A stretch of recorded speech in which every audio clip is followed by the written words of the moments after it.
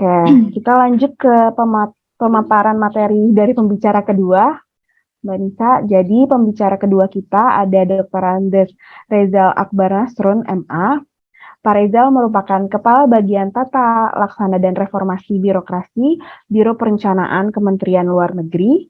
Pak Rezal juga telah menempuh pendidikan S1 Ilmu Politik Pemerintahan dari Universitas Hasanuddin Makassar dan S2-nya di Ilmu Hubungan Internasional Modern Universitas Leeds, Inggris.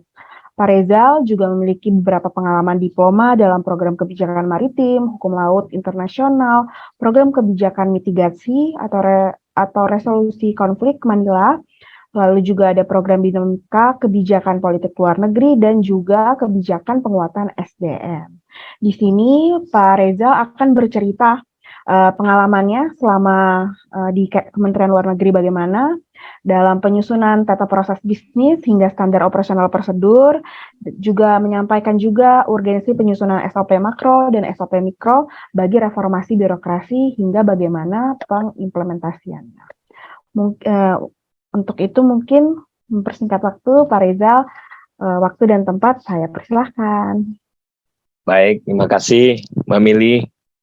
Terima kasih Mbak Anissa, Bapak Ibu, peserta webinar siang hari ini.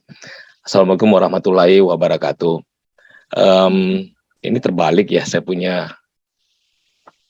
Okay. Enggak, Pak. Enggak ya? Enggak, Pak. Baik. Sebagaimana undangan yang disampaikan oleh Cognoscenti, terima kasih atas undangan yang disampaikan ya, untuk kami bisa berbagi informasi, berpartisipasi untuk membagi informasi atas pengalaman penyusunan proses bisnis dan SOP makro termasuk SOP mikro di Kementerian Luar Negeri. Tadi Ibu Ita sudah menyampaikan secara teori dasar-dasar hukum utama yang mendasari pembuatan proses bisnis dan SOP makro administrasi pemerintah yang kemudian dijabarkan secara teknis pada tingkat SOP mikro, karena memang kita hari ini adalah membahas mengenai teknis penyusunan SOP makro dan mikro di kementerian yang tentunya harus berpatok pada manual organisasi, proses bisnis utama, pendukung, dan kemudian sumber daya yang memang merupakan hal yang esensial untuk menjadi dasar bagi penyusunan SOP makro dan SOP mikro. Saya berbagi informasi saja dari pengalaman kami di Kementerian Luar Negeri bersama dengan tim Cognoscenti yang membantu menyempurnakan dan merevisi ya proses bisnis Kemenlu yang sudah ada sejak tahun 2018, karena memang ada kepentingan untuk merevisi hal tersebut sesuai dengan dinamika organisasi Kementerian Luar Negeri itu sendiri yang ada sejak tahun 2020. Kita memiliki Perpres 116 tentang Kementerian Luar Negeri dan kemudian diturunkan pada Permenlu 6 tahun 2021 tentang tata organisasi Kementerian Luar Negeri yang memang dinamikanya menyesuaikan kebijakan nasional tentang penyederhanaan birokrasi di dalam tingkat jabatan-jabatan yang ada di kementerian, termasuk sasarannya adalah lebih mengutamakan pada penyederhanaan birokrasi, pada penyederhanaan dan simplifikasi jabatan-jabatan struktural menjadi lebih banyak fungsional. Kami di Kementerian Luar Negeri juga sekaligus berkontribusi di dalam kebijakan nasional tersebut dan mendukung kebijakan pimpinan nasional untuk lebih menekankan fungsionalisasi pekerjaan yang ada di tingkat Kementerian Luar Negeri untuk bisa lebih tepat sasaran, menyentuh kepada keinginan-keinginan dari pimpinan untuk disampaikan kepada stakeholder yang memang membutuhkan manfaat-manfaat dari pola kerja dan organisasi dari Kementerian Luar Negeri. Saya detail tadi sudah, saya pikir saya nggak perlu terlalu detail mengenai bagaimana SOP disusun, tapi paling tidak saya akan sekilas menyampaikan bagaimana dasar untuk penetapan proses bisnis Kemenlu yang kita dasarkan pada Renstra dan Roadmap Birokrasi roadmap reformasi birokrasi Kemenlu yang memang sudah menjadi dasar utama bagi penyusunan proses bisnis dan SOP tersebut. Saya akan share paparan singkat ini untuk 20-30 menit ke depan, di mana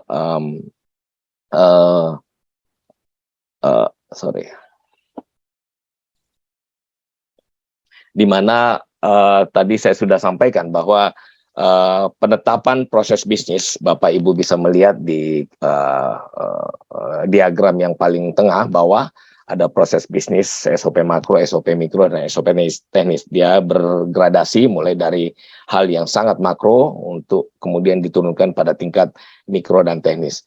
Nah, dari mana keterkaitan antara Renstra yang ditetapkan oleh Kemenlu dan RB Kemenlu itu sendiri? Renstra kita ditetapkan dengan Kepmenlu 28 tahun 2020 yang lalu untuk kemudian mengelaborasi mengenai visi dan misi Kementerian Luar Negeri, yang mana visi kita dan visi dan misi Kementerian Luar Negeri merupakan pelaksanaan lebih lanjut dari visi misi Presiden dan Wakil Presiden, di mana untuk konteks Kementerian Luar Negeri diharapkan Kemlu dapat memimpin diplomasi Indonesia yang aktif dan efektif, aktif partisipatif dan efektif bermanfaat bagi kepentingan untuk mewujudkan Indonesia yang lebih maju, yang bermartabat, berintegritas, berdaulat, dan mandiri, yang berlandaskan asas gotong royong. Dan itu yang sudah diterjemahkan dari visi misi pimpinan nasional untuk kemudian melaksanakan misi, yang mana misi lima misi dari Kementerian Luar Negeri ini diharapkan atau difokuskan untuk mencapai pada penetapan yang pertama adalah bagaimana kita bisa memberi nilai manfaat kepada ekonomi domestik, terutama pasca pemulihan ekonomi dan perbaikan ekonomi domestik secara terus-menerus. Kemudian bagaimana Kemlu bisa memberi pelindungan warga yang ada di luar negeri untuk tetap menikmati atau tetap berada dalam konteks warga kita dijaga oleh atau negara hadir dalam menjaga kepentingan perlindungan warga Indonesia yang ada di wilayah negara akreditasi. Dan kemudian kita bisa menjaga integritas NKRI, di mana koordinasi dan sinergi antara pemerintah pusat dan daerah dari Kementerian Luar Negeri senantiasa diharapkan untuk kemudian kita bisa memuarakan atau echoing kepentingan nasional ini kepada negara akreditasi. Kemudian perlu ada peran aktif yang lebih partisipatif kepada berbagai forum, kepada forum internasional di berbagai tingkat, baik bilateral, regional, subregional maupun internasional. Dan kemudian yang terakhir adalah penguatan infrastruktur diplomasi. Nah, dari visi dan misi tersebut diuraikan lagi menjadi tujuan dan sasaran yang ada 6, di mana tujuan sasaran ini lebih berfokus pada ending atau hasil akhir yang diharapkan dari pencapaian visi misi tersebut, yang setidaknya bisa memberi misalnya nilai manfaat ekonomi yang dilakukan oleh Kementerian Luar Negeri di luar negeri, bisa mendapatkan manfaat ekonomi kepada perbaikan ekonomi nasional, baik melalui mekanisme promosi ekonomi keluar maupun promosi ekonomi dari luar ke dalam. Dan kemudian bagaimana peran aktif kita bisa berkontribusi dalam diplomasi dan politik luar negeri di tingkat regional, subregional maupun global. Dan kemudian bagaimana integritas negara kesatuan Indonesia ini tetap bisa terjaga, kita tetap mempertahankan prinsip-prinsip NKRI dalam rangka sekaligus mencapai pencitraan positif Indonesia di mata internasional.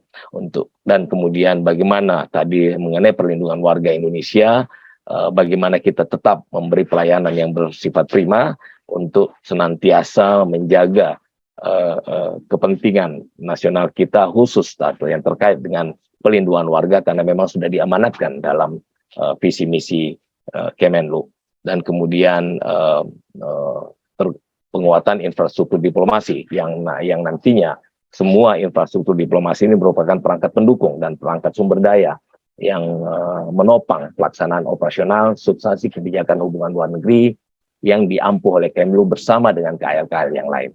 Nah, dari sini kalau kita kaitkan dengan reformasi birokrasi Kemenlu yang sudah ada sebagai turunan dari Perpres 81 tahun 2010, kita masuk pada periode ketiga di mana Permenpan 25 tahun 2020 menjadi dasar untuk pelaksanaan atau penerbitan Permenlu 5 tahun 2021 tentang pelaksanaan roadmap birokrasi reformasi roadmap reformasi birokrasi Kemenlu.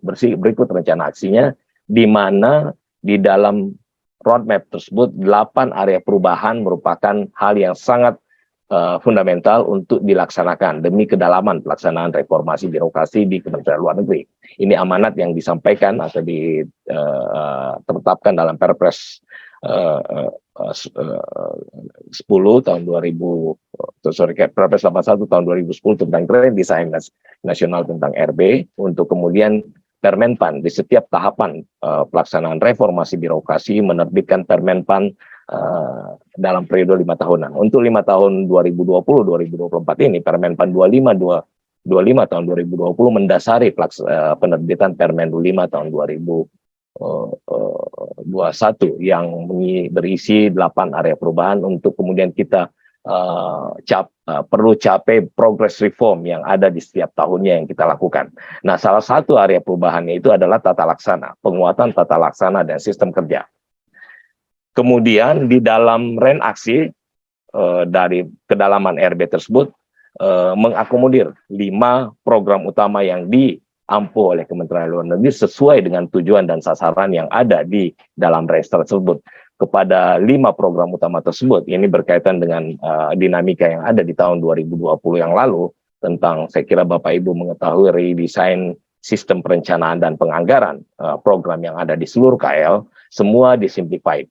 Kita menjadi 5 program utama di tahun 2021 yang lalu karena penerapan kebijakan RSPP dari Kementerian Keuangan dan Bappenas tersebut. Dulunya kita memiliki 10 program yang menggambarkan 10 satker eselon 1.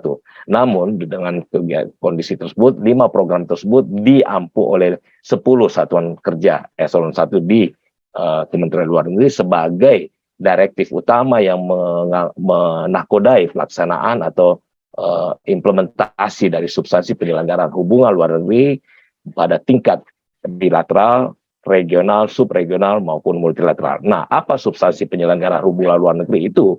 Sesuai dengan Perpres 116 tahun 2020 yang lalu, di mana Kementerian Luar Negeri dipercayakan sebagai koordinatorship penyelenggaraan substansi hubungan kebijakan dan politik luar negeri dalam berbagai dimensi: politik, hukum, keamanan, ekonomi, sosial dan pembangunan, kemudian perjanjian internasional dan organisasi internasional, termasuk rekomendasi kebijakan-kebijakan yang bersifat internasional untuk kepentingan luar negeri, dan kemudian kegiatan protokol konsuler. Nah, 4 tema utama yang menjadi inti dari Grand TUSI Kemlu ini itu diakomodir dalam SOTK yang kita miliki di tahun 2021 yang lalu sebagai implementasi dari Perpres 116. Nah, dari SOTK inilah yang kemudian kita tarik untuk menjadi penguat bagi penetapan proses bisnis, SOP makro, SOP mikro, dan SOP teknis yang ada di Kementerian Luar Negeri. Itulah yang mendasari bahwa kita perlu merevisi suatu proses bisnis manual organisasi kementerian setiap adanya perubahan SOTK. Baik, dasar hukum dalam penetapan proses bisnis saya kira Bapak Ibu sudah mengetahui secara umum. Tadi secara detail juga disampaikan Ibu Ita. Tetapi di dalam slide yang ada kami mencoba untuk menyampaikan yang lebih detail, yang lebih lengkap. Namun yang paling utama adalah bahwa kita telah memiliki Kepmenlu tentang proses bisnis Kementerian Luar Negeri dan Perwakilan di tahun 2022 tanggal 7 Januari yang lalu, sekaligus standar operasional prosedur yang sudah ditetapkan pasca pembahasan bersama dengan Cognoscenti selama 11 bulan di tahun 2021. Ini merupakan hal yang sangat panjang karena memang ada dinamika yang terjadi di Kementerian Luar Negeri seiring dengan adanya penetapan SOTK baru tersebut. Karena memang pengampuh untuk kebijakan hubungan penyelenggaraan hubungan luar negeri memang menjadi leading sektornya adalah Kementerian Luar Negeri bersama dengan kementerian-kementerian lain yang berdimensi pada setiap segmen-segmen proses bisnis utama yang ada di dalam revisi proses bisnis yang kita ketahui, yang kita sudah lakukan di tahun 2021 ini. Nah, beberapa dasar untuk revisi yang kita sudah lakukan itu adalah tadi sudah Permenlu 35 sudah dijelaskan tahun 2012, dan kemudian ada Kemenlu 5 dan 6 di tahun 2020 yang kita tetapkan sebagai revisi terhadap Kemenlu 48 dan 49 di tahun 2017. Dan kemudian ada Permenlu yang masih tetap konsisten dan sama dengan apa yang kita sudah pahami dan kita ikuti di dalam Permenpan 19 tahun 2018. Hasil dari revisi tersebut kita menghasilkan 10 proses bisnis utama. Ini ada suatu perubahan dari tahun 2017 yang lalu, 2017-2018. Awal-awalnya tadi Bu Ita sudah menyampaikan ada suatu dinamika yang berkembang pada saat pemberlakuan Permenpan 35 tahun 2012, dan kemudian ada Permenpan di tahun 2016 yang mendasari perubahan penetapan Probis dan SOP di seluruh KL, dan kemudian ada perbaikan di Permenpan 19 tahun 2018 sehingga kita melakukan redefine terhadap pemetaan proses bisnis dan SOP makro di tingkat kementerian dan berdampak kepada perwakilan. 10 MOFA yang kita sudah lakukan atau kita sudah revisi ini lebih bersifat pada tematik terhadap pelaksanaan substansi penyelenggaraan hubungan luar negeri. Kalau di tahun 2017 yang lalu, kegiatan yang kita lakukan penetapan kegiatan atau penetapan perumusan ya. Kegiatan penetapan perumusan terhadap proses bisnis utama itu lebih mendekati kepada atau lebih bersifat mendukung penguatan atau menggambarkan penguatan dari tusi pokok dari Ditjen-Ditjen atau Satker Eselon 1 yang ada di Kementerian Luar Negeri. Sehingga kita memiliki ada 12 proses bisnis utama, MOFA 1 sampai 12. Nah, seiring dengan perubahan tersebut, karena kita beralih kepada masalah harian tematik, kita membalikkan bahwa tusi utama yang bersifat tematik itu yang harus diturunkan atau dituliskan di dalam proses bisnis utama untuk kemudian didukung oleh proses bisnis pendukung, dan proses sumber daya, di mana proses pendukung dan sumber daya ini merupakan pengejawantahan dari sasaran kelima yang ada, tujuan dan sasaran kelima yang ada di dalam visi misi atau Renstra Kementerian Luar Negeri, yaitu penguatan infrastruktur diplomasi.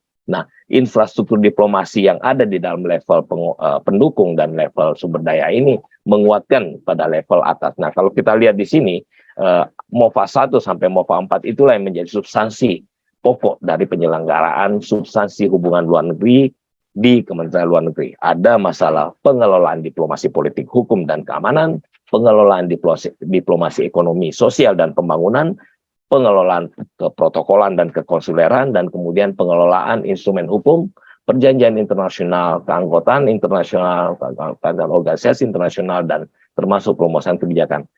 Semua tema penyelenggaraan substansi hubungan luar negeri ini diampuh oleh seluruh satuan kerja operasional yang ada di Kementerian Luar Negeri, termasuk satuan kerja yang bersifat mendukung, dalam hal ini Setjen dan Irjen.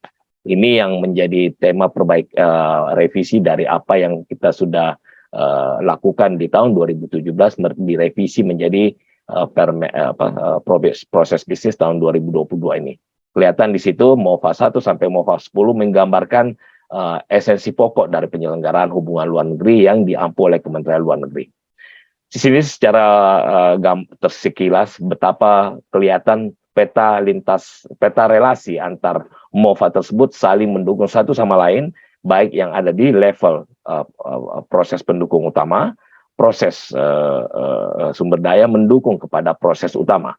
Ini kelihatan kemudian dapat digambarkan betapa relasi antar unit kerja di dalam Kementerian Luar Negeri, di dalam setiap MOFA itu tergambar begitu banyaknya satuan organisasi unit kerja eselon 1 dan 2 itu saling berkoordinasi, saling berelasi satu sama lain. Ini merupakan gambaran yang bisa kita sebutkan bahwa betapa kompleksnya hubungan antar unit kerja untuk mendukung suatu tujuan dan sasaran yang diampu oleh Kementerian Luar Negeri. Ini sebagai gambaran ilustratif aja. Dan saya mungkin masuk kepada spesifik salah satu contoh, misalnya MOFA 3, pengelolaan diplomasi ekonomi. Pengelolaan diplomasi ekonomi adalah untuk mencapai suatu tujuan yang yang lebih baku, itu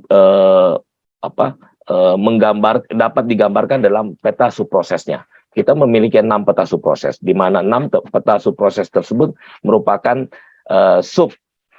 substansi dari penyelenggaraan hubungan luar negeri Indonesia yang berdimensi ekonomi, sosial, dan pembangunan. Di sini kelihatan bagaimana kita dalam MOFA 3 dijabarkan pada setiap subprosesnya. Untuk pengelolaan diplomasi ekonomi lebih banyak fokusnya kepada MOFA 0301, 0302, 0303, dan 0304. Ini lebih bernuansa ekonomi. Ini sebagai salah satu contoh bahwa setelah kita menetapkan suatu subproses, inilah yang akan menjadi dasar bagi penetapan peta lintas fungsi nantinya. Dan penetapan peta lintas fungsi dari setiap uraian subproses tersebut akan menjadi dasar bagi penetapan SOP makro dan mikro selanjutnya.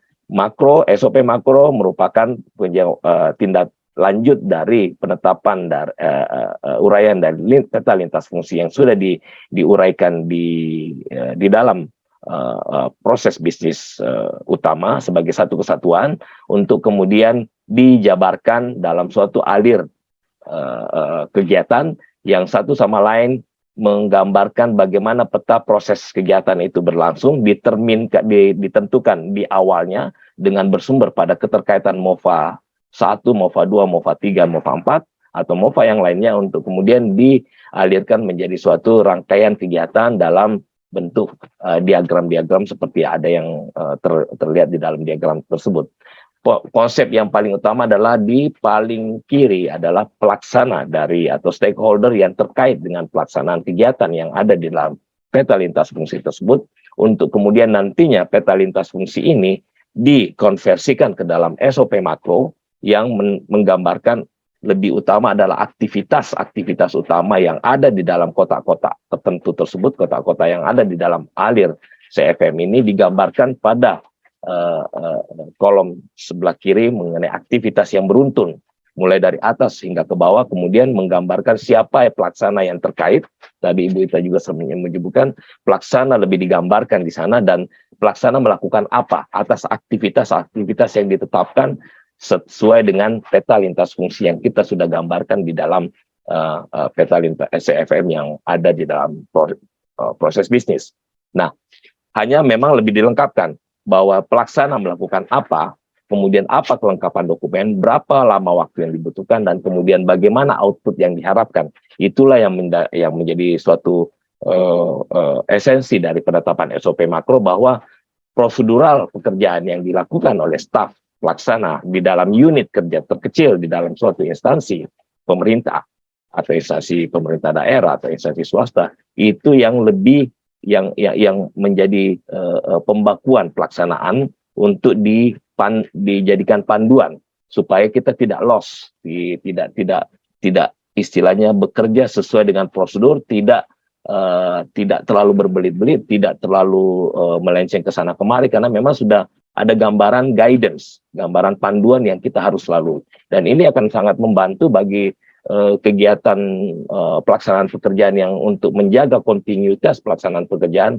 meskipun atau regardless staf silih berganti, pejabat silih berganti, tetapi karena kita sudah memiliki suatu standar formal, itu yang memang harus tetap continue dipertahankan. Tadi Ibu Ita juga sudah menyampaikan bahwa meskipun ada suatu staf yang baru, kemudian pergantian mutasi, hal yang mana juga terjadi di Kementerian Luar Negeri, mutasi staf yang begitu tinggi, ini sangat membantu untuk kita bisa mengetahui seperti apa ranah atau lingkup pekerjaan yang kita emban pada saat tertentu, pada saat kita ditempatkan di unit tersebut. karena memang kita saling berpindah-pindah. Jadi dengan adanya mutu baku dari pelaksanaan operasional yang baku yang ada tersebut untuk yang menggambarkan pelaksanaan pekerjaan, itu akan menjadi sangat membantu bagi kita staf yang baru untuk bisa melaksanakan dan menyelesaikan pekerjaan. Saya kira ini sebagai gambaran yang utama yang bisa saya sampaikan.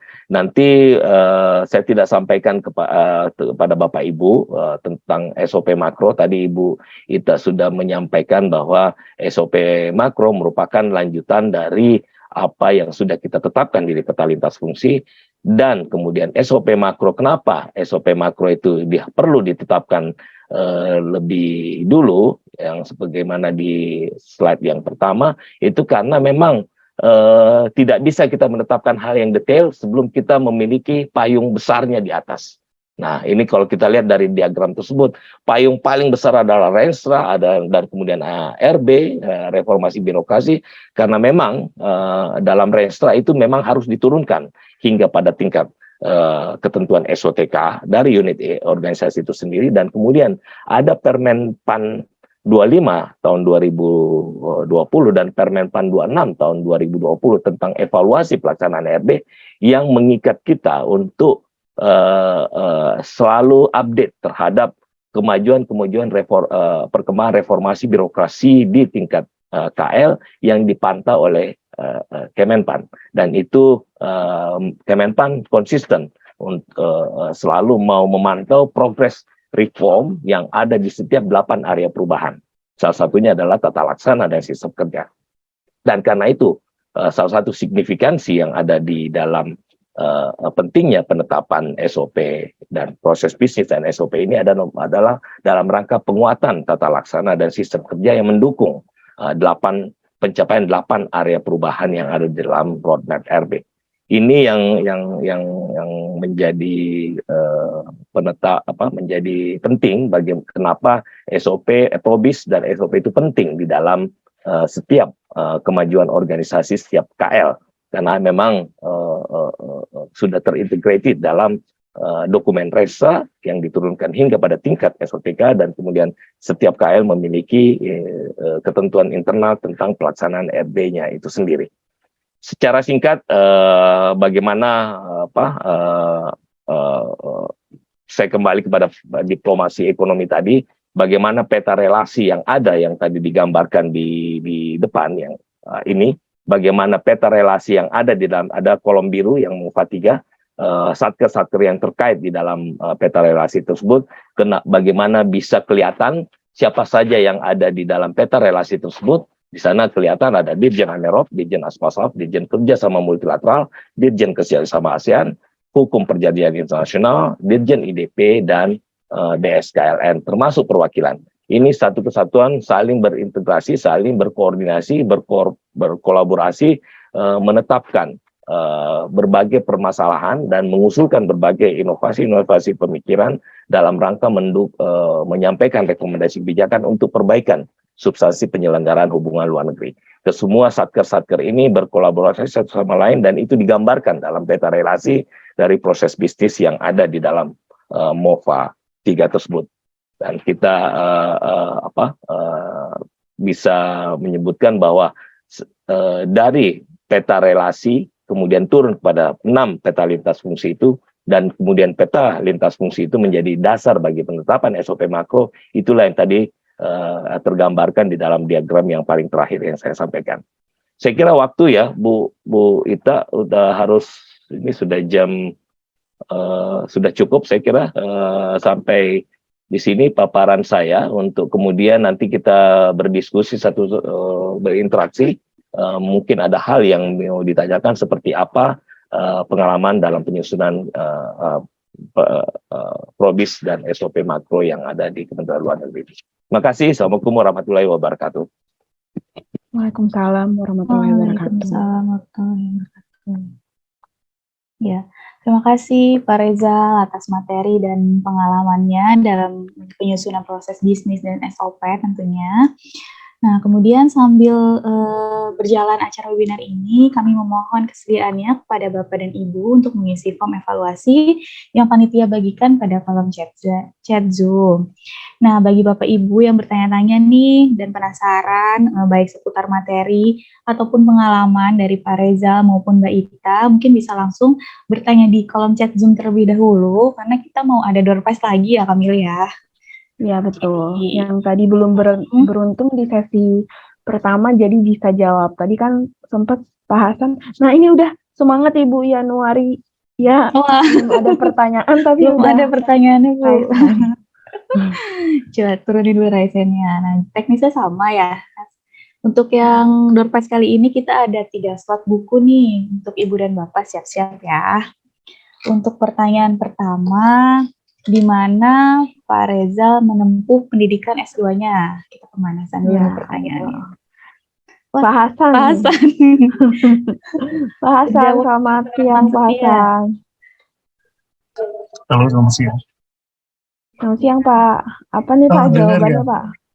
Iya, sebetulnya saya pengen menjawab soal-soal yang lebih mengenai materinya, tapi selalu dapat soal yang karena atau ganti orang dulu nih. Enggak, tapi nggak apa-apa karena memang saya respect dan juga kagum terhadap narasumber saya sehingga saya selalu tulis background beliau menjadi narasumber.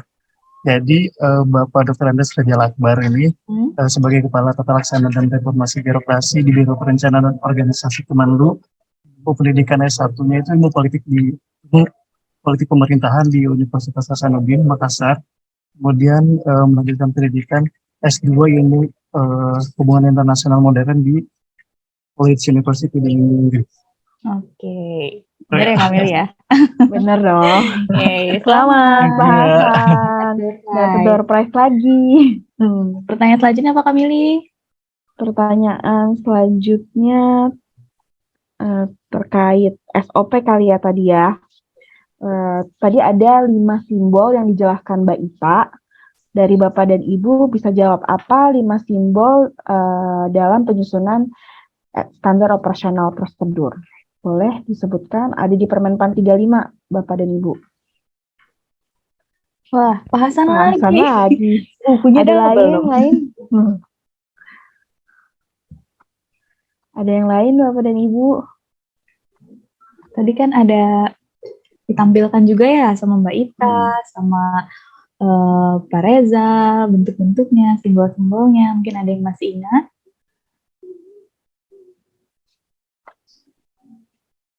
Atau kita ganti soal nih Mbak Anissa? Boleh. Oh ada Pak Hari dari Setdijen Kemendesa. Selamat siang Pak Hari. Halo Pak. Selamat siang Pak Hari. Budaya juga. Selamat sore, selamat siang, Mbak Nurul, Mbak Anissa. Salam kenal.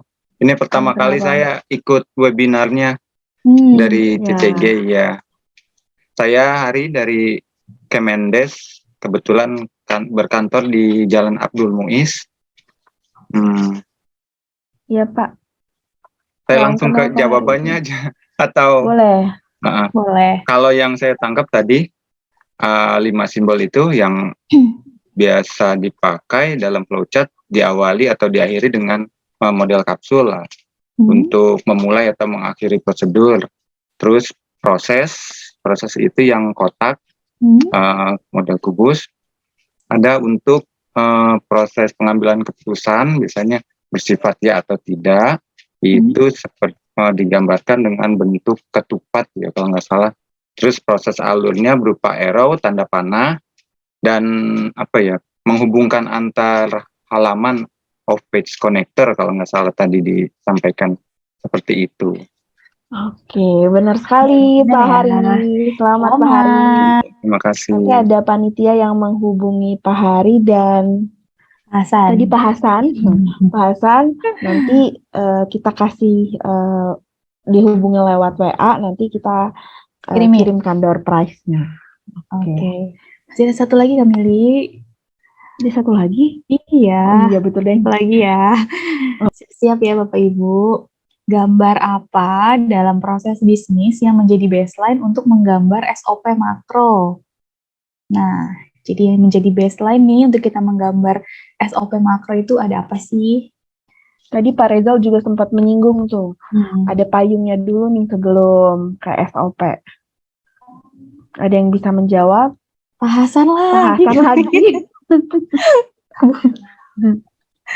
Ada lagi? Satu lagi Pak Hasan. Ada yang lagi bahas Bapak Ibu yang lain? Oh, apa kita tunjuk ya Kamil ya? Jangan gitu dong. Ada lagi Bapak dan Ibu? Atau kita keep dulu ya Mbak Nisa, door prize-nya buat di next webinar ya? Boleh. Atau nanti kalau masih ada waktu kita door prize lagi mungkin ya di akhir. Oke, baik. Oke deh. Oke, kalau gitu kita lanjut. Selamat kepada Pak Hasan dan Pak Hari yang sudah memenangkan door prize-nya. Nanti akan panitia hubungi terkait alamat untuk pengirimannya. Oke, selanjutnya Kamili. Selanjutnya mungkin sebelum sesi tanya jawab, kita sapa-sapa dulu nih Mbak Anissa. Biar Oh, ini banyak ada dari sapa-sapa. ESDM nih. Kamili kemarin baru ketemu nih kayaknya. Oke, boleh disapa Mbak Anissa. Ada Bu Rosana kayak ini. Halo Ibu. Halo, selamat siang Bu Rosana. Halo, selamat siang Mbak Anissa, Mbak Mili yang aku baru kenal. Oke, lanjut. Kita tetap mengikuti Mbak. Oke. Ada yang perlu saya tanyakan ke Pak Reza nanti aja kalau memang udah sesi tanya jawab. Terima kasih. Ya. Oke. Satu lagi Karena nih. Ibu ada lagi yang mau disapa? Ini yang ada Bu Wahyu. Ibu Wahyu juga ada. Dari SDM nih kayaknya kemarin baru ketemu nih di Bintek nih Bu. Halo Bu Wahyu. Selamat siang Bu Wahyu. Oke, langsung aja Kamili mungkin ya. Oke. Karena tadi Ibu Rosana juga mau tanya jawab langsung, jadi kita buka sesi tanya jawab. Jadi selanjutnya kami akan membuka sesi tanya jawab. Jadi nanti kami akan membuka satu sesi terlebih dahulu dengan 3 pertanyaan. Tata caranya juga sama, nanti Bapak Ibu boleh raise hand, nanti boleh tanya, sampaikan mau bertanya ke siapa, Mbak Ita atau Pak Rezal, nanti kami persilahkan. Mungkin kita buka dulu ya Mbak Nisa. Iya. Oh, ada boleh ini. Bapak dan Ibu. Bu. Boleh juga disampaikan di dalam kolom chat Bapak dan Ibu. Oke, Bu Januari Dewi. Boleh Bu Januari Dewi. Mic-nya Bu, mohon maaf. Terima Boleh kasih diperkenalkan dulu ya Bu. untuk kesempatannya. Saya Yanuaria dari BPSDM Kementerian PUPR. Mungkin ini bisa untuk kedua narasumber kita yang terhormat saat ini untuk pertanyaannya, karena terkait SOP mikro. Dari SOP mikro, apakah memungkinkan langsung ke cross fungsional? Karena kalau dilihat tadi ada contohnya, yang secara umum SOP makro itu mirip dengan cross fungsional. Jadi langsung istilahnya tidak harus kayak ada kayak jembatan, itu kan semacam kayak jembatannya. Kemudian yang kedua, contoh SOP mikro tadi ada 2 start ya. Sebenarnya kalau di kita membacanya, saya tuh bingung sebenarnya.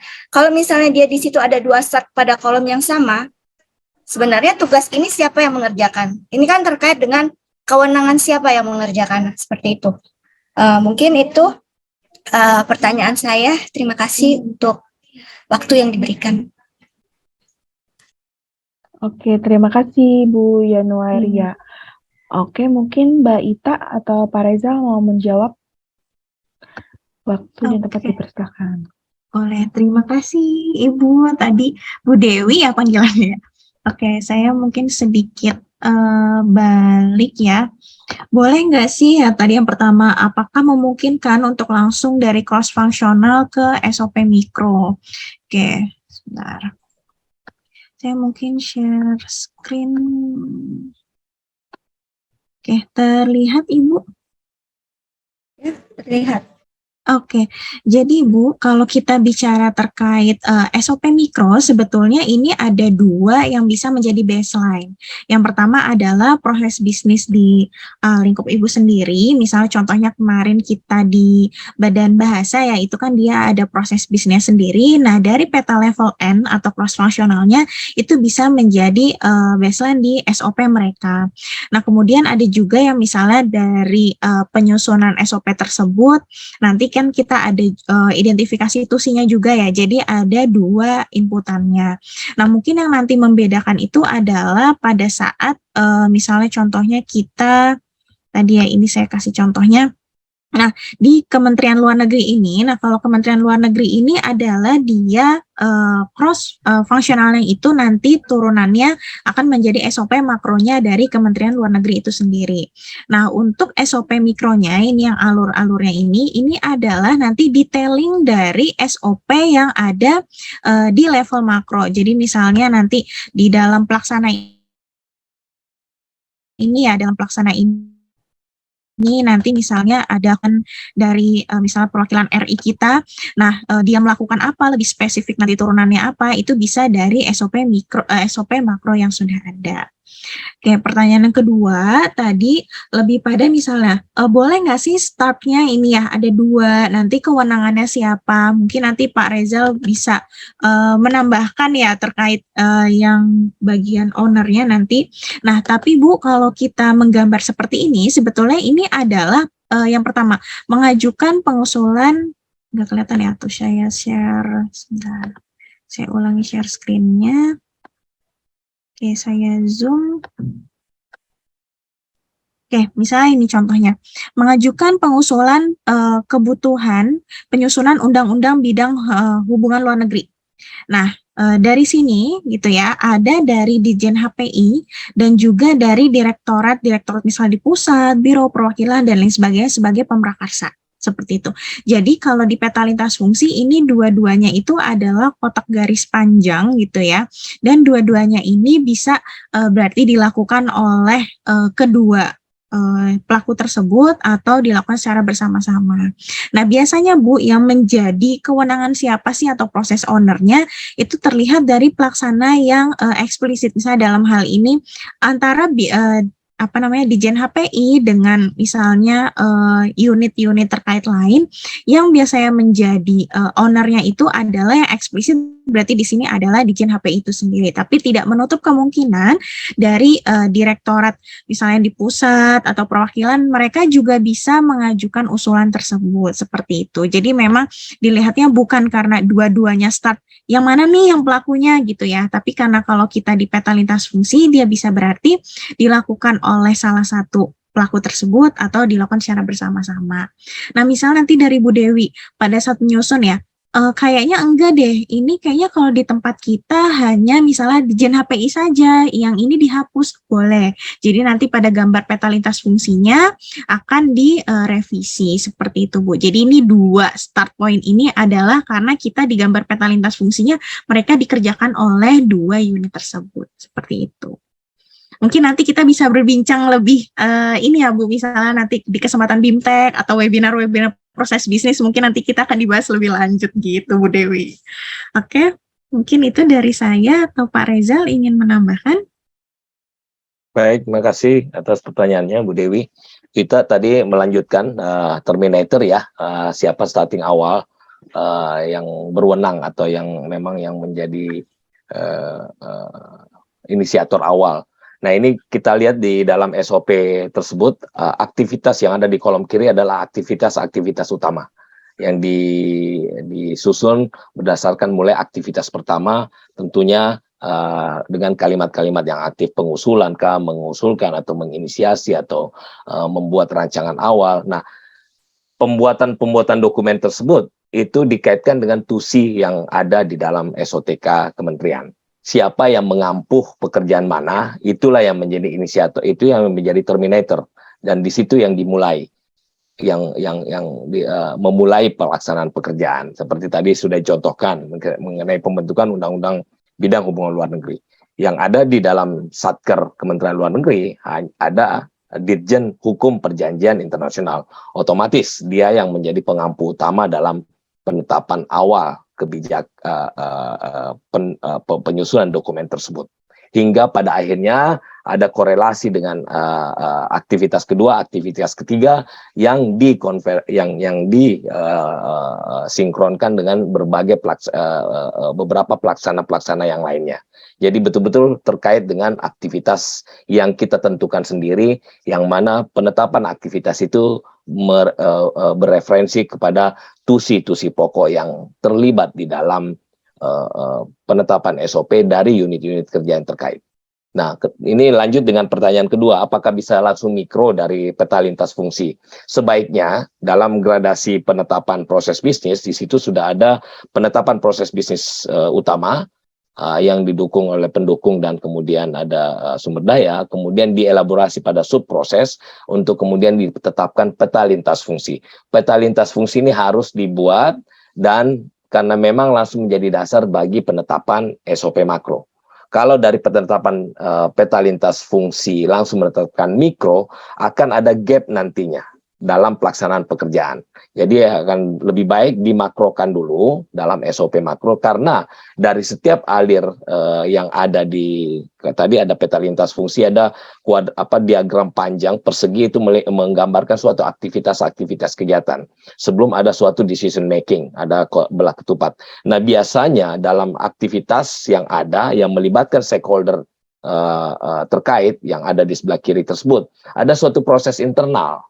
Nah, proses internal ini yang harus digambarkan di dalam SOP mikro untuk lebih menguatkan mekanisme proses operasi SOP makro yang sudah digambarkan di dalam penetapan SOP makro yang ada menjadi payung bagi penetapan SOP mikro.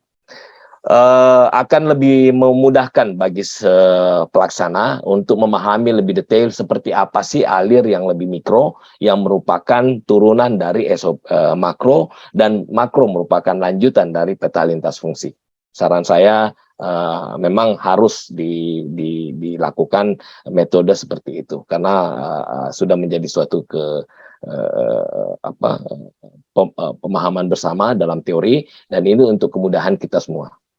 Oke, jadi lebih memahami secara komprehensif ya Pak Reza. Kalau kita sudah memiliki payungnya dari atas, baru nanti kita detailkan di setiap unit-unit masing-masing dalam SOP mikronya. Mungkin itu Ibu Dewi. Oke, bagaimana Bu Dewi? Oh ya, baik, terima kasih untuk penjelasannya Bapak Ibu narasumber. Terima kasih. Terima kasih Bu Dewi. Terima kasih Bu Dewi. Kita buka sesi tanya jawab lagi ya Kamil ya. Oke, yang kedua, ini tadi ada Ibu Rosana ya tadi mau menyampaikan raise hand nih. Pertanyaan. Boleh Bu Rosana. Baik, terima kasih Mbak Mili, Mbak Dewi. Izin bertanya Pak Reza. Saya Ibu Rosa dari Kementerian SDM Pak. Sangat bagus saya melihat penyusunan SOP-nya ya Pak, turunan dari proses bisnis. Cuman saya belum pernah menemukan bagaimana pembahasan SOP makro nih Pak, ya. Kami hanya melakukan pembahasan tentang SOP mikro gitu ya Pak. Yang ingin saya tanyakan Pak, ini kan penggambaran dari peta lintas fungsi ya Pak Reza ya. Untuk SOP makro, bagaimana Bapak bisa memutuskan untuk mutu bakunya Pak? Karena ini adalah keterkaitan ya Pak, keterkaitan lintas fungsi gitu. Jadi kalau memang Bapak menentukan hanya sehari, itu berupa apa Pak? Maksudnya adakah kesepakatan? Karena kan walaupun makro kita tetap berpegang pada hari mutu baku itu ya Pak. Jangan sampai dia terlewat, sampai pun sudah diputuskan 1 hari tetap kita harapkan 1 hari. Jangan lebih ya Pak. Mungkin itu dulu Pak Reza. Ada satu lagi Pak yang perlu saya tanyakan. Sebagaimana kita ketahui bahwa SOP ini peraturannya lebih duluan terbit ya Pak. Jadi kementerian kami itu sudah banyak sekali jumlah SOP hingga saat ini ya Pak. Itu perlu kami identifikasi ya Pak. Berarti karena penggambaran lintas fungsi ini adalah satu kegiatan yang memang akan dimuat dalam suatu prosedur makro, tetapi di dalam kegiatan aktivitas para aktor ini jelas ada mikro-mikronya kan ya Pak. Ya, ada mikro-mikronya nih Pak. Nah, mungkin mikro-mikro ini sebenarnya sudah ada di kita. Gitu ya Pak, sudah ada di kita, tinggal kita identifikasi aja. Nah, ini bagaimana masukan Bapak apabila SOP kita itu sudah banyak, bagaimana sih caranya ya Pak, supaya teman-teman kita di unit-unit, Direktorat Jenderal dan Badan Pak, tidak lagi mengulangi SOP mikro Pak, tinggal langsung aja mengidentifikasi, mengkelompokkan, memfile-file jadi satu, dia masuk di dalam peta lintas fungsi yang mana.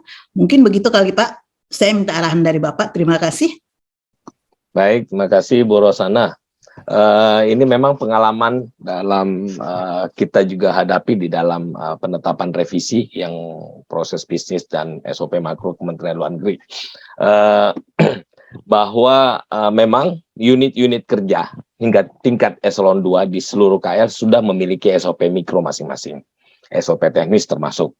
Nah, itu lebih gampang dibuat karena memang menyangkut pada lingkup yang terkecil. Bagaimana mengadjustnya nanti mikro-mikro, kumpulan mikro-mikro ini masuk ke dalam suatu payung makro masing-masing. Ini perlu dilihat kesinkronannya dengan SOTK dari Kementerian SOTK Kementerian itu sendiri. Nah, ini ada relevansi, ada keterkaitan erat dengan tugas dan fungsi yang diampuh oleh unit satuan kerja eselon 1-nya yang membawakan eselon 2. Nah, mensinkronkan tusi utama yang ada di tingkat eselon 1 dengan didukung oleh tusi mikro yang ada tingkat unit kerja eselon 2-nya dengan SOP mikro ini penting untuk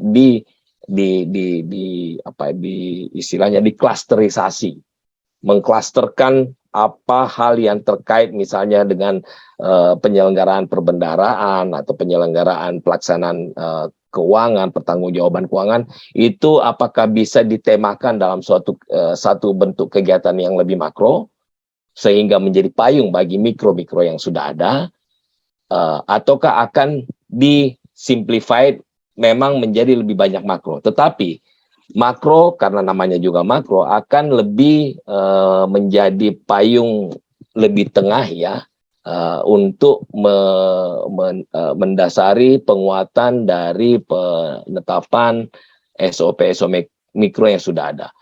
Bahwa mikro-mikro yang existing itu akan tetap dipertahankan, itu perlu dilihat. Karena seiring dengan dinamika organisasi, tentunya akan ada dinamika ya, ada dinamisasi terhadap tata kerja dan tata organisasi di dalam unit kerja yang merupakan dampak dari perubahan di tata kerja pada tingkat eselon 2-nya, pada tingkat kementeriannya, dan karena itu memang harus di-adjust hal tersebut. Nah, triknya yang paling penting adalah kita memahami betul apa yang menjadi tusi utama dalam setiap satuan kerja eselon 1-nya. Biasanya eselon 1 itu yang lebih bisa digambarkan apa saja yang bisa dimakrokan dalam prosedur kerjanya untuk kemudian menjadi payung bagi mikro-mikro di unit kerja eselon 2, termasuk SOP teknis. Nah, kemudian tadi pembahasan mengenai SOP makro mutu bakunya, bagaimana menetapkan. Kita dalam penetapan SOP makro memang hasil kesepakatan bersama dengan seluruh satker. Ini saya ceritakan saja tadi 11 bulan kita membahas bersama seluruh satker yang ada di Kementerian Luar Negeri. Tidak mudah untuk mengkonsolidasikan berbagai masukan, tapi paling tidak kita mengundang, kami dari BPO memang bersama dengan tim Cognoscenti, saya kira Ibu Ita dan tim sudah tahu sekali, setiap pembahasan kita bertemu dengan setiap satker itu 6 jam, 6-8 jam setiap harinya dalam masa tersebut untuk membahas teknis, seperti apa perkembangan yang ada. Tentunya BPO harus memahami betul prosedur yang ada di setiap sistem kerja yang ada di setiap unit kerja di seluruh eselon 1 yang ada di Kementerian Luar Negeri sesuai dengan SOTK yang baru. Karena itu yang saya bilang tadi, SOTK menjadi benchmark utama dalam penetapan SOP proses bisnis dan SOP makro untuk kemudian disinkronkan atau diselaraskan dengan SOP-SOP mikro yang sudah ada existing di dalam tingkat unit kerja. Karena memang lebih gampang membuatnya karena lingkupnya lebih kecil. Tadi sudah dijelaskan oleh Ibu Ita, lingkupnya lebih kecil, lebih mudah sehingga unsur pelaksanaannya juga lebih minimal. Nah, dalam SOP makro lebih banyak kelihatan dari stakeholder yang ada, dari pelaksana-pelaksana, dari aktivitas-aktivitas tersebut, itu kelihatan gambarannya karena sudah digambarkan lebih awal di dalam peta lintas fungsi. Nah, memang butuh waktu, Bu, kita berkonsolidasi. Jadi kalau memang misalnya Ibu Rosana di bagian organisasi di tata laksana dalam menetapkan bagaimana mesinkronkan butuh bakunya seperti apa, kita berkoordinasi. Kira-kira ditakar berapa lama nih proses-prosesnya? Bisa 1 minggu kah? Bisa 5 hari kah? Bisa 1 hari? Tidak ada ya, Bu ya. Kita di Kementerian Politis, Bu, banyak hal yang sangat kualitatif pekerjaannya. Dan untuk mengkuantifisir itu susah sekali. Sehingga kita memakai istilah waktu itu kita sesuai dengan kebutuhan. Waktu sesuai dengan perencanaan. Itu di keterangannya ya, Pak? Di keterangannya. Ya. Nah, kemudian di mikronya mungkin bisa lebih disimplified, mungkin bisa lebih ditetapkan. Mungkin ini butuh 3 hari atau 5 hari atau 1 minggu. Karena dia merupakan turunan detail dari setiap aktivitas-aktivitas makro yang mungkin kita bisa lebih bisa mampu mengukur takaran pekerjaan pada tingkat unit kerja yang lebih kecil. Kalau makro sangat tidak mungkin, betul-betul tidak mungkin. Apalagi kita di Kementerian Luar Negeri, pembahasan mengenai undang-undang Permenlu saja misalnya, kita terlalu sering bisa menjadi 4 bulan, 5 bulan, dan itu bisa sampai 1 tahun. Belum lagi sinkronisasi dan sinkronisasi dengan harmonisasi dengan Kemkumham yang kita menunggu waktu. Itu kan kita nggak bisa prediksi waktunya seperti apa. Sehingga kita buat keterangan yang lebih diplomatis istilahnya, menyesuaikan kebutuhan dan menyesuaikan dengan perkembangan dinamika keadaan yang ada. Siap. Tentunya disposisi atau arahan pimpinan itu harus dipertimbangkan. Kadang kita sudah maju, pimpinan menyebut hold dulu, moratorium selesai. Nah, itu terjadi saya kira di sini. Lagi ya, Pak. Jadi nggak mutu baku nggak jalan pada saat itu. Makanya sebut keterangan sesuai dengan kondisi, keadaan, dan perencanaan atau kebutuhan. Ya. Mungkin di mikronya bisa ditetapkan. Jadi memang kerja keras, Bu. Kami sudah rasakan betul 11 bulan. Nggak gampang untuk mengkonsolidasikan. Belum lagi teman-teman yang hadir, pemahaman atau passion terhadap substansi proses bisnis dan SOP tidak semua sama. Ada yang sangat militan mengetahui substansinya, ada yang kabur sehingga kita harus berkonsultasi siapa yang betul-betul menangani teknis hal atau substansi terkait diskusi unit kerja itu. Saya pengalaman, saya langsung kalau memang staf di tingkat staf yang paling rendah dia diberi kerjaan, saya nanya langsung seperti apa teknis.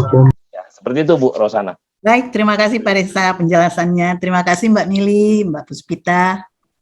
Terima kasih Bu Rosana. Oke, ada 2 pertanyaan lagi nih dari Pak Hasan sama Bu Nurina. Mungkin Bu Nurina dulu boleh sampaikan. Ya, terima kasih Mbak Mili. Salam kenal Pak Reza.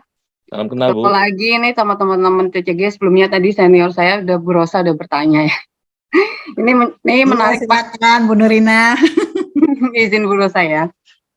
Ya, tadi kalau saya simak gitu ya paparannya Pak Reza dan Mbak Ita pertama kali, karena ini judulnya makro dan mikro berdasarkan SOP-AP ya, berarti pedoman kita kan Permenpan 35 2012 gitu.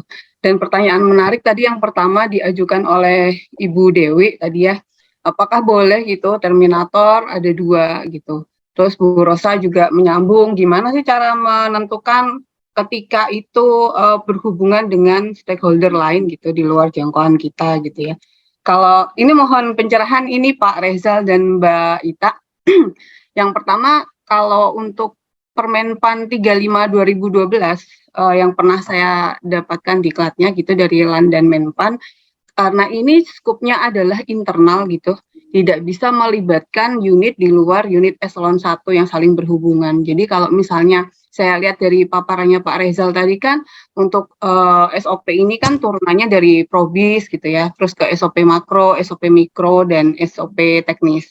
Sedangkan kalau saya baca itu Pak, mungkin ini Pak Reza melihatnya dari SOP secara general gitu ya, secara global, secara besar gitu. Nah, kalau misalnya kita kerucutkan ke Permen 35 nih Mbak Ita, kalau SOP makro, mikro gitu ya, sama teknis, itu kan intinya kan berdasarkan jenis-jenisnya ya, jenis SOP makro. Kalau makro, mikro itu kan cakupan besaran kegiatannya, sehingga ada makro dan mikro.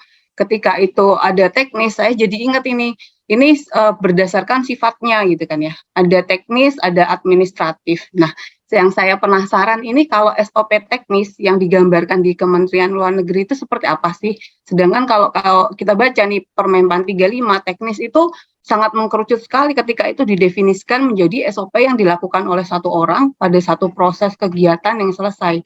Nah, kan kami yang di Jen EBTKI ini kan nanti sebentar lagi mau nyusun SOP ini ya. Kita mau mendefinisikan dari level N, level CFM-nya itu diturunkan lagi jadi SOP-SOP ya. Ya anggaplah kalau misalnya tadi saya sepemikiran dengan Bu Dewi bahwa level N itu adalah SOP makronya, berarti kan dari masing-masing proses yang tergambarkan di level N, kegiatan-kegiatan itu adalah salah satu SOP, contoh SOP makro gitu. Nanti akan diturunkan jadi SOP mikronya seperti apa. Yang di pikiran saya tadi, SOP teknisnya di Kementerian Luar Negeri apakah sama dengan yang didefinisi di Permenpan 35 atau mungkin lain gitu. Gitu aja sih Mbak Ita, Pak Reza, mohon pencerahannya. Makasih. Terima kasih Bu Nurina. Boleh Pak Rezal? Langsung ya. Oke, baik. Makasih Bu Nurina.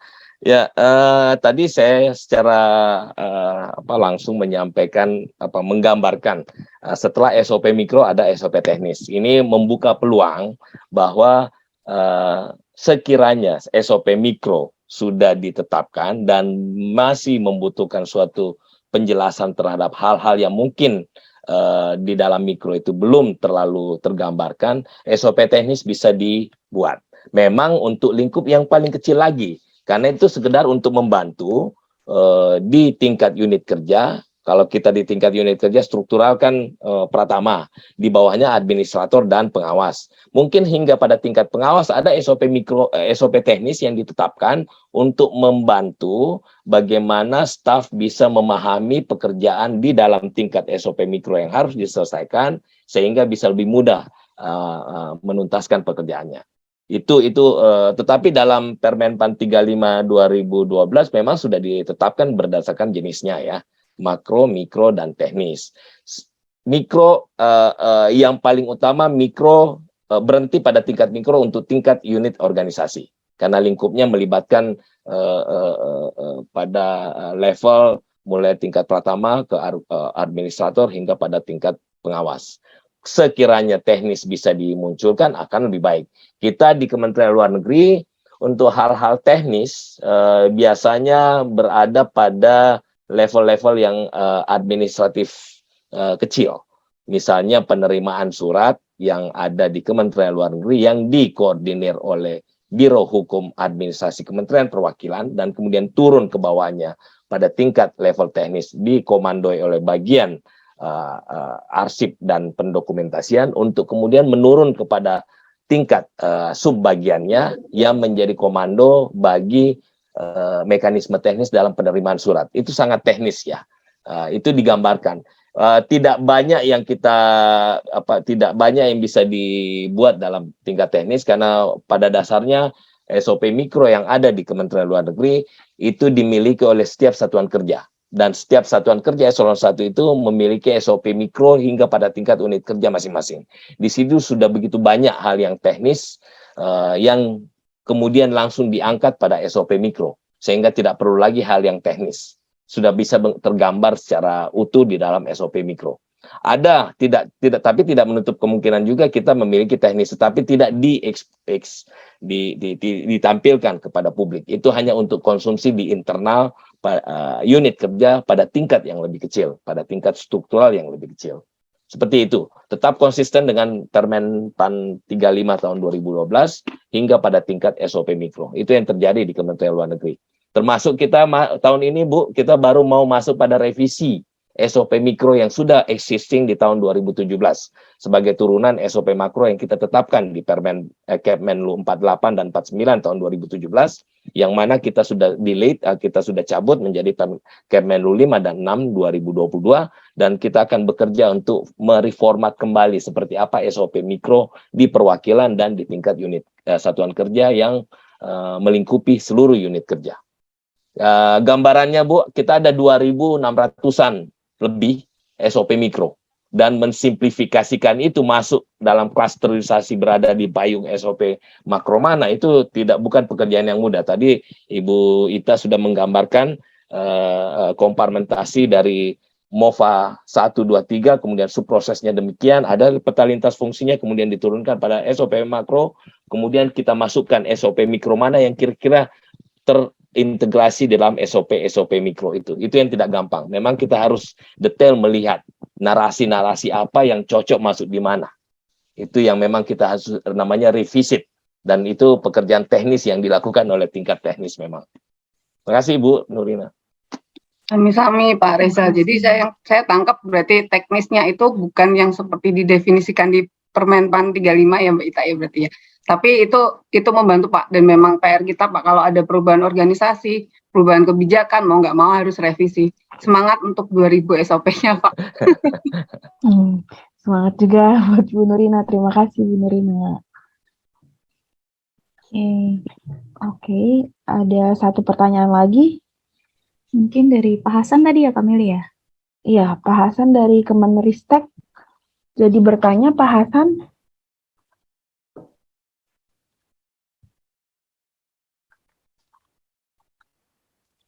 sudah tidak tergabung lagi ya?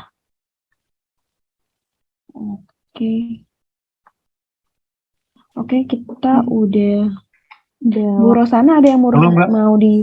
Kalau tidak ada bertanya, saya boleh bertanya Mbak. Kalau belum ada. Tapi kalau ada, duluan aja. Oke, tunggu sebentar Bu. Tadi halo Pak Hasan, sudah terhubung Pak?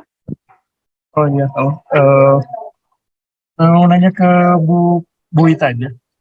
Oke, baik. Bu Ita, sebetulnya ini masalah penulisan pembuatan di flowchart-nya sebetulnya masalah kecil sih. Ya, kita kan membuat flowchart itu terus kan ada pelaksanaan suatu kegiatan yang ada langkah-langkah dan juga para pelaksana dan pelaku. Ada beberapa kegiatan yang memang dilakukan secara bersama-sama atau dilakukan oleh beberapa pelaksana secara bersama-sama.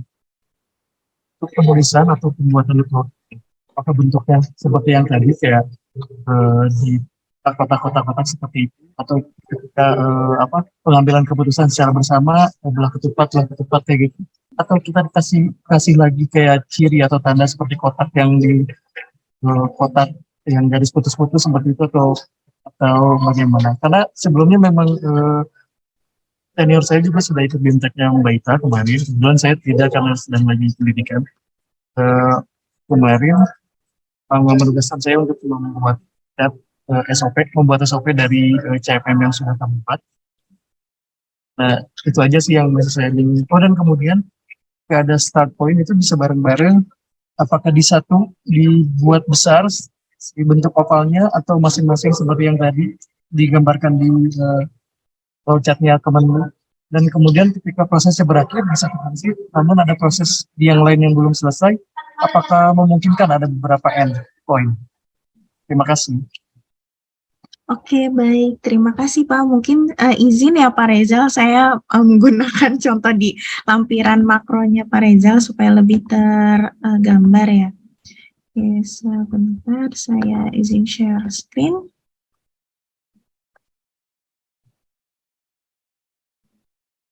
Oke, nah ini tadi mungkin sekilas sudah tergambar.